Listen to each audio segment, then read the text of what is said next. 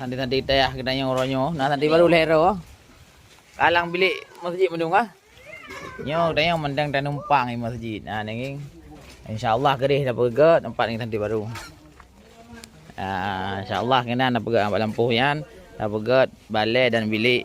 Menan dan juga segala keperluan daya ada santri-santri. Miona keundahan bagi cara-cara minum di Bandung karena free minum biaya minum free. Dan kalian makan minum free. Alhamdulillah semoga berkah.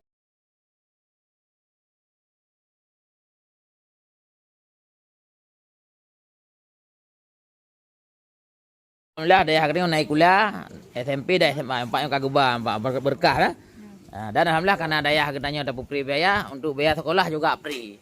Jadi najak kuliah SMP dan SMA dalam daya letun pun merumpuk ijazah SMP, letun kedua merumpuk ijazah SMA. Ya, yang pakak ngangan je bah. Begah free kuliah, awak ro ni wolo tukun pakak ngangan je kena bah. Ya, dan menyor yang kaya yang nak rezeki preh lesan. Kenan tanah wakaf dan balai-balai wakaf. Inan, balai wakaf, dumpu wakaf. Alhamdulillah. Toto kampung ya. Kalian nanti kena makan bersama. Pak nak nanti baru nak dua dotu. Ya, boleh tak bu? Ya, kepas lum pegah tak nanti gede empat tanah dah belum samping motor ron deng kan. Yang kekenan dah bangun balai lagi dan bilik untuk daya yang lengkap ke santri-santri ya. Yang biaya gratis mandum sini. Dumpu merumpuk. Bijak kena karena free mandum alhamdulillah. Dah mampu katanya bersama para orang tu. Terima kasih banyak apa. Nak intak juga kena mandum rame-rame alhamdulillah.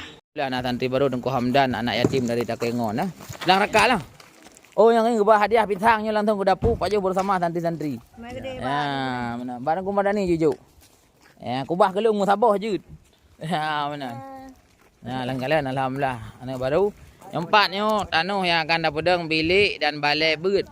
Kalau nak kemudahan hamba Allah boleh dibantu biar mudah. Wakaf juta tu. Nyo daya alhamdulillah. Free biaya nak urang tanggung. Semoga berkah. Alhamdulillah.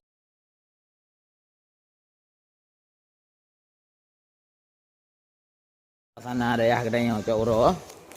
Babuk nyo kana jamaah ni sampaikan ibu. Nyo cak uro. Jadi mendang dah menumpang lang masjid.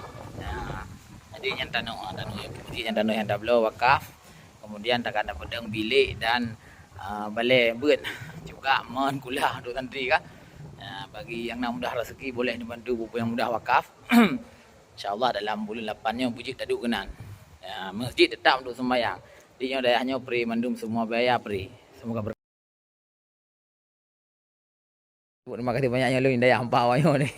Ya, terima kasih kerana bantu wakaf untuk tanah. Alhamdulillah kerana habis ni dah pegat laju balai. Nampak tanah belah dia bangunannya. Sambung dengan masjidnya. Ya, alhamdulillah dia tak pegat balai dan juga tak pegat tempat beut bilik-bilik juga alhamdulillah.